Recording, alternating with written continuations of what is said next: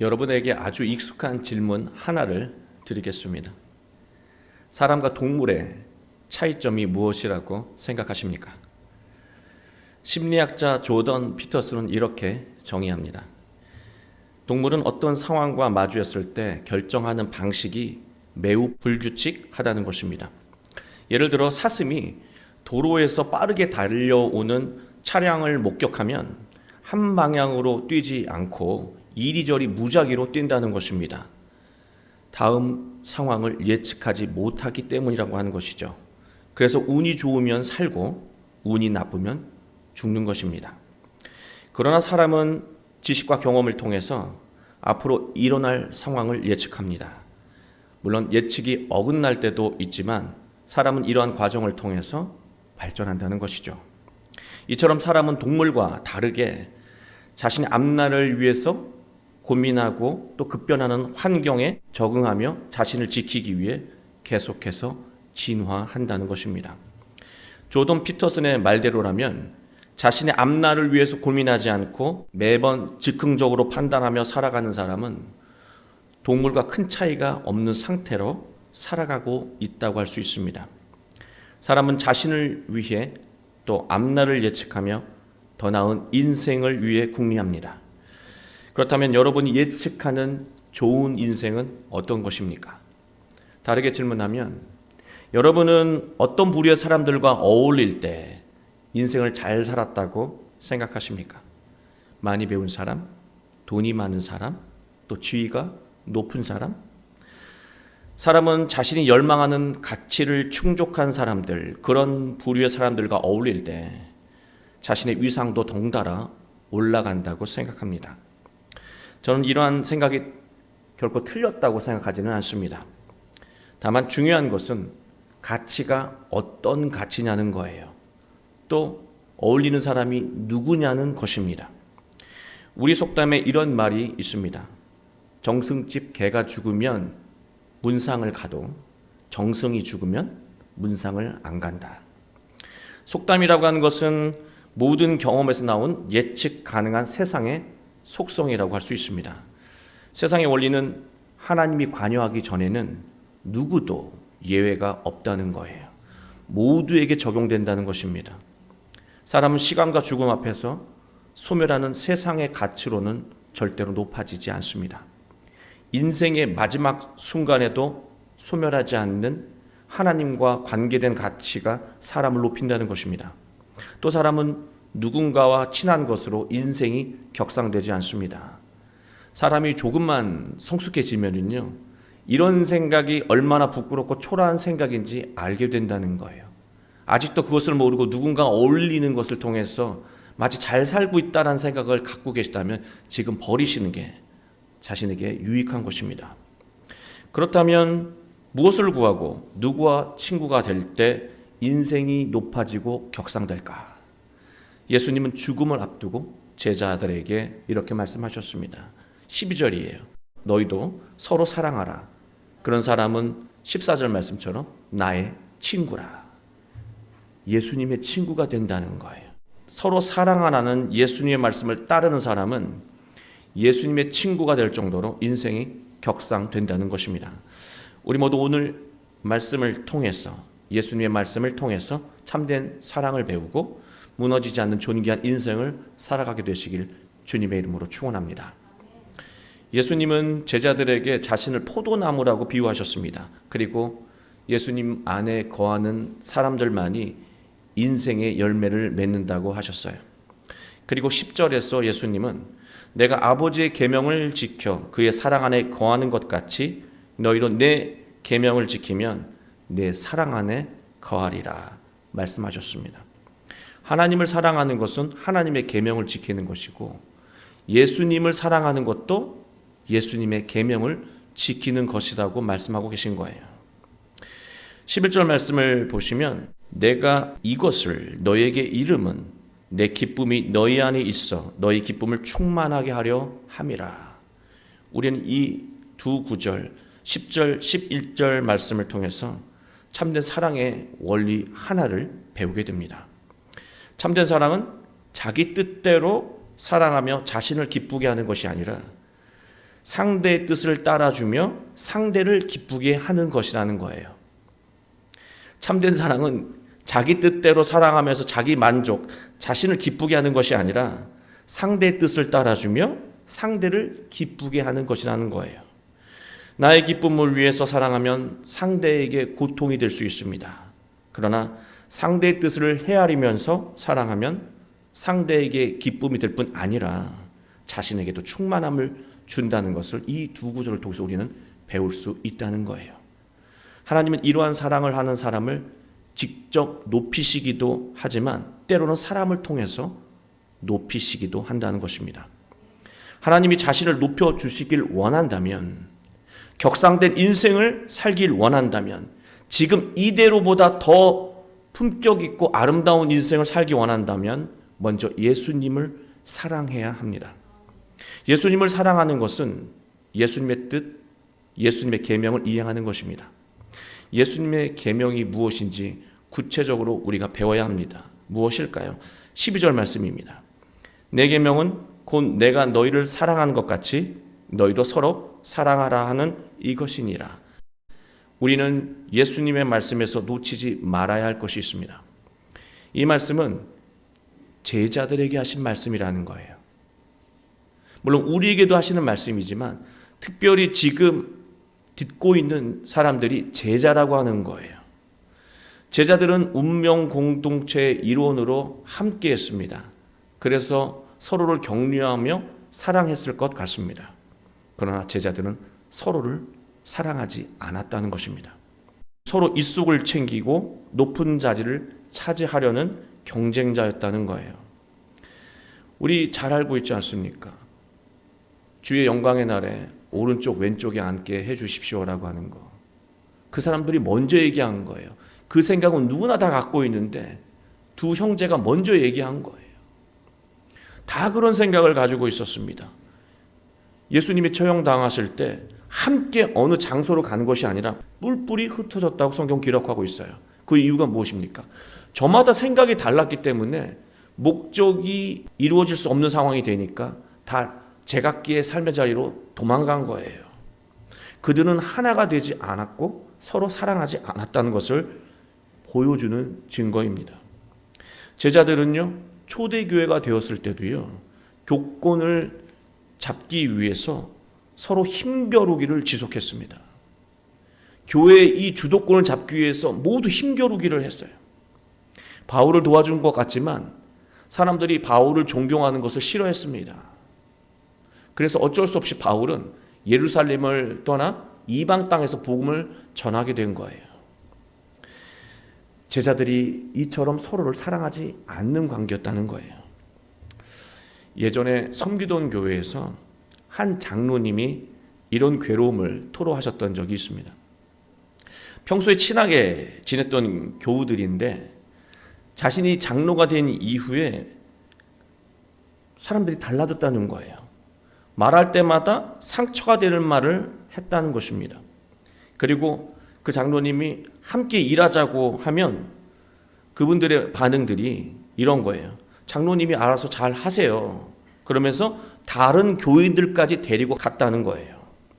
경쟁심이 관계를 무너뜨린 거예요. 물론 적절한 경쟁심은요, 유익함을 줍니다. 적절한 경쟁심은 무력감에 빠져서 아무것도 하기 싫은 사람에게 새로운 일을 도전하게 만드는 어떤 동기부여가 되기도 해요. 쟤도 하는데 너라고 못하겠니? 라는 말이 새로운 도전을 하게 하는 동기부여가 된다는 거예요. 그러나 과도한 경쟁심은요, 인생을 불행하게 만든다는 것입니다. 왜냐하면 경쟁심의 근본이 미움이기 때문에 그래요. 그래서 경쟁자가 안 되면 자신에게 유익한 것이 하나도 없는데도 기쁜 거예요. 인생을 경쟁의 장으로 여기며 살면 이기든 지든 남는 것은 미움뿐입니다. 경쟁심은 예수님과 멀어지는 마음입니다. 친구가 될 수 없게 하는 마음이에요. 하나님은 경쟁심으로 사는 사람을 높이지 않으십니다. 아니, 높이고 싶으셔도요, 경쟁의 마음이 하나님의 음성을 듣지 못하게 만들어서 높아질 수가 없는 거예요. 예수님은 마가복음 8장 34절에 이렇게 말씀하셨습니다. 너희가 나를 따르려거든 자신을 부인하고 자기 십자가를 져라. 그 말씀은요, 세상에 싸워야 할 대상은 오직 자기 자신뿐이라고 하는 거예요. 그러니 서로를 사랑하라고 말씀하신 것입니다. 그렇다면 구체적으로 어떤 사랑을 해야 할까요? 13절 말씀입니다. 사람이 친구를 위하여 자기 목숨을 버리면 이보다 더 큰 사랑이 없나니. 저는 이 구절을 읽을 때마다 상당히 부담스러워요. 목숨까지 바치는, 버리는 사랑을 하라고 하는 이 예수님의 말씀이 너무나 부담감을 느끼게 합니다. 그게 솔직한 심정이에요. 이 구절은 참된 사랑의 의미를 가장 직설적으로 표현한 구절입니다. 여러분, 목숨은요, 사람에게 가장 소중한 가치입니다. 마태복음 16장 26절에 예수님도 사람이 만일 온 천하를 얻고도 제 목숨을 잃으면 무엇이 유익하리요? 사람이 무엇을 주고 제 목숨과 바꾸겠느냐? 목숨이 사람에게 가장 중요한 가치라고 하는 것을 예수님도 인정하셨습니다. 그러나 여러분, 참된 사랑은요, 소중한 가치를 내어놓는 과정으로 이루어진다는 것입니다. 희생이 없는 사랑은 사랑이 아니라고 하는 거예요. 희생이 없는데 사랑한다라고 하는 마음이 있다면 그건 사랑이 아니고 좋아하는 것이죠. 좋아하는 것과 사랑하는 것은 결이 다른 거예요. 비슷한 점도 있지만 궁극적인 결이 다릅니다. 좋은 것은 취향에 따라, 상황에 따라, 형편에 따라 달라지는 것이지만 사랑은 변화하지 않습니다. 우리가 그런 사랑을 하나님께 받았고요. 우리도 그런 사랑을 하라고 하는 거예요. 하나님이 우리가 좋아하는 사랑을 하는 것처럼 우리를 사랑하셨다면 더 이상 사랑하지 못하겠다라고 마음을 접으셨을지 몰라요. 그러나 하나님은 우리를 좋아하시는 것이 아니라 우리를 사랑하신다는 거예요. 그러니 너희도 사랑하라고 예수님이 말씀하시는 겁니다. 희생이 없는 사랑은 사랑이 아닙니다. 실제로 예수님은 이 말씀을 하시고 며칠 후에 자기 목숨을 내어놓으셨습니다. 우린 여기서 놓치지 말아야 하는 것이 있습니다. 사랑의 본질은요, 희생 자체가 아니라고 하는 거예요. 희생하면 무조건 사랑입니까? 그렇지 않습니다. 희생은 살리기 위해서 하는 거예요. 희생했으면 사랑한 거지가 아니라요, 희생하고 살렸느냐가 사랑을 했느냐 아니냐가 결정난다는 거예요. 참된 사랑은 희생을 통해서 죽어가는 것을 살리는 거예요. 우리는 가정을 위해서 희생하며 사랑합니다. 그러면 가정이 살아나야 하고 배우자가 살아나야 하고 자녀가 살아나야 하는데 여전히 다툼이 있고 아픔이 있습니다. 소통되지 않는 면이 있어요. 우리는 희생하며 사랑하는데 왜 이런 일이 일어나는 것입니까? 우리는 교회를 위해 희생하며 사랑합니다. 그러면 교회가 생명력으로 가득해야 하는데 그렇지 않을 때가 분명 있다는 것입니다. 이런 현상이 일어나는 이유는 무엇일까? 사랑하지 않아서도 아니고 희생하지 않아서도 아닙니다. 사랑하지만 상대를 살리기 위한 사랑이 아니라 자신의 만족을 위한 사랑을 하기 때문이에요. 희생하지만 상대를 살리는 것과 무관한 희생을 하기 때문입니다. 고생으로 끝나는 거예요. 하나님이 만드신 세상 순환의 원리를 보면은요, 사랑이 어떤 것인지 알 수가 있어요. 여러분, 세상을 한번 둘러보세요. 세상에 살고 있는 모든 생명체는요, 어떤 생명체가 죽어야 다른 생명체가 살게 되어 있습니다. 오늘 아침을 드시고 오셨을 텐데 그 아침 드셨던 모든 음식은 본래 살아있던 것들이죠. 그것들을 죽이고 먹어서 지금 우리가 지금까지 살아가고 있는 거예요. 세상의 모든 생명의 순환 원리는요, 살아있는 것을 죽여서 그 다른 생명체가 살아가는 거예요. 예수님이 말씀하시는 사랑의 원리도 똑같다는 것이죠. 너의 소중한 가치를 내어 놓음으로 또 다른 영혼을 살리라고 하는 것이죠. 소중한 것을 내어놓지 않으면 살림은 일어나지 않는다는 거예요. 그런데 희생을 하고 사랑을 했는데 살림이 없고 생명이 없고 아픔과 상처와 슬픔이 있다면 제대로 된 희생도 아니고 제대로 된 사랑도 아니라고 하는 거예요. 여러분의 소중한 가치가 무엇입니까? 건강, 시간, 재물, 달란트입니까? 참된 사랑은 자신의 소중한 가치를 내어놓으면서 사람을 살리고 가정을 살리고 교회를 살리는 것으로 이루어지는 것입니다. 이처럼 생명력 있는 사랑을 하는 사람을 예수님은 친구라고 말씀하셨습니다. 하나님은 이런 사랑을 하는 사람의 인생을 높이시고 격상시키신다는 것입니다. 더 구체적으로 말하면 사람들은 이런 사랑을 하는 사람을 사랑하고 존경합니다. 또 한 가지, 예수님은 타인에 대한 사랑을 말씀하셨지만 예수님의 말씀 안에는 나 자신을 제대로 사랑하는 법도 담겨 있다는 거예요.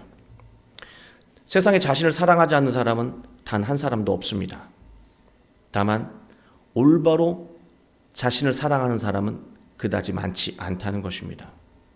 대부분 육적인 즐거움을 탐닉하는 것을 자신을 아끼고 사랑한다고 착각하며 살아갑니다. 결국 이러한 인생들, 육적인 즐거움을 탐닉하는 인생들은 대부분 인생을 격화시키고 자신을 죽이는 행위입니다. 자신을 올바로 사랑하며 발전하길 원한다면 자신이 즐거워하는 육적인 가치를 버릴 수 있어야 합니다. 그리고 자신의 영혼을 살리기 위해 영적인 가치를 추구할 때 인생이 격상된다는 것이죠. 예수님은 자신을 올바로 사랑하려는 사람을 친구라고 말씀하신 거예요. 지금 이 순간 곰곰이 내 자신, 나의 삶의 자리를 돌아보면 내 자신과 내 미래를 살리는 것과 무관한 그런 육적인 일들이 있지 않습니까? 그 일을 버리지 않는 한 나를 사랑하지 않는 것이고, 자신을 제대로 사랑하지 못하는 사람은 그 인생 속에서 선한 열매가 맺힐 수 없다는 것입니다. 예수님과 친구가 되는 사랑의 과정에서 놀라운 현상이 일어납니다. 15절 말씀인데요. 이제부터는 너희를 종이라 하지 아니하리니 종은 주인이 하는 것을 알지 못함이라. 너희를 친구라 하였나니 내가 내 아버지께 들은 것을 다 너희에게 알게 하였음이라. 우리는 중요한 순간마다 자신을 향한 하나님의 뜻이 무엇인지 궁금합니다. 그리고 그 음성을 듣고 싶어 합니다.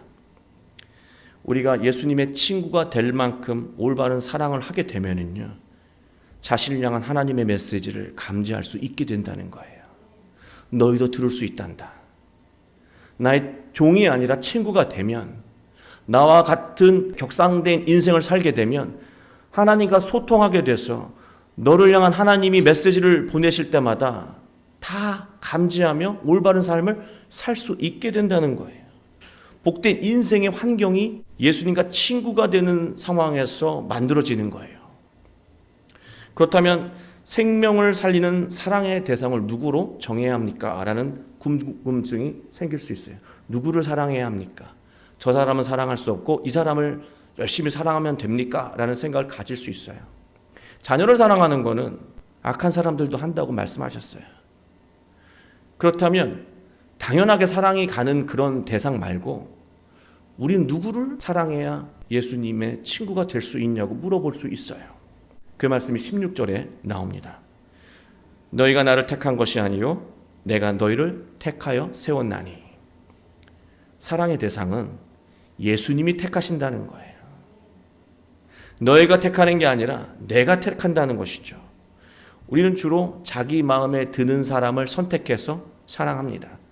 다르게 말하면 쟤는 참 나의 마음에 들어. 마음에 드는 사람을 사랑해요. 자녀를 사랑하신다고요? 자녀 미워할 때 있잖아요. 자기 마음에 들지 않으면. 우리는요, 자기 마음에 들지 않으면 미움으로 그 사랑이 돌변합니다. 자기가 원하는 대상을 선택해서 사랑한다는 것이죠. 바로 여기서부터 이기적인 자기 만족을 위한 사랑이 일어난다는 거예요. 이런 사랑으로는 예수님과 친구가 될 수 없고 하나님과 소통할 수 없다는 거죠. 인생이 높아질 수가 없는 거예요. 사람을 선택하며 사랑하지 말고 만나는 모든 사람에게 소중한 것을 나누며 사랑하라고 예수님이 말씀하신 것입니다. 예수님은 이런 사랑을 하는 사람과 친구가 되시고요. 놀라운 혜택을 주십니다. 여러분, 예수님이 우리를 사랑한다는 자신감이 다 있으시기 때문에 친구가 된다는 말에는 별로 그렇게 반응을 하지 않아요. 그러나 혜택이 있다 그러면 뭐지? 이런 생각을 갖게 되죠. 혜택이 있어요. 예수님과 친구가 되면 혜택이 있다고요. 세상이 줄 수 없는 놀라운 혜택이 있다라고 하는 것입니다. 그게 16절 중간 말씀이에요. 너희로 가서 열매를 맺게 하고 또 너희 열매가 항상 있게 하여 내 이름으로 아버지께 무엇을 구하든지 다 받게 하려 함이라. 예수님이 주시는 열매는 소멸하는 세상의 가치가 아닙니다. 여러분, 은근히 여러분이 바라는 세상의 가치를 주실까 그런 생각 하실 수도 있는데요. 소멸하는 가치를 주시지 않아요. 예수님이 원하시는 올바른 사랑을 하는 사람에게 생겨나는 생명의 열매를 주신다는 겁니다. 생명의 열매를 주신다는 거예요. 이것은 소멸하지 않고 항상 내면에 머물러 있게 하신다고 말씀하셨습니다. 여러분, 올바른 사랑의 씨앗에서 자라난 이 열매는 생명이고 생명력입니다. 생명력이 가득한 사람, 생명력이 충만하는 사람, 무엇인가 살리는 힘이 가득한 사람, 가는 곳마다 기쁨을 줍니다. 가는 곳마다 활력을 줍니다. 그는 특별히 무엇인가를 하지 않아도요, 존재하는 것 자체로 분위기를 따뜻하게 만들어요. 생명력 있는 말은요, 비록 작은 말이지만 타인을 위로하고 용기를 주는 말을 합니다. 그를 다시 일어서게 하는 말이 된다는 거예요. 생명력이 있는 이 손길은요, 거창한 일이 아니더라도 그의 손을 미쳐 나오는 모든 일들은요, 선한 일이 되고 선한 열매를 맺는다는 거예요. 그냥 그 사람이 있었으면 좋겠어요. 이런 마음과 모습으로 살아가는 사람은요, 하나님이 높이시기도 전에요, 주변 사람들에게 사랑받고요, 높임을 받게 된다는 거예요.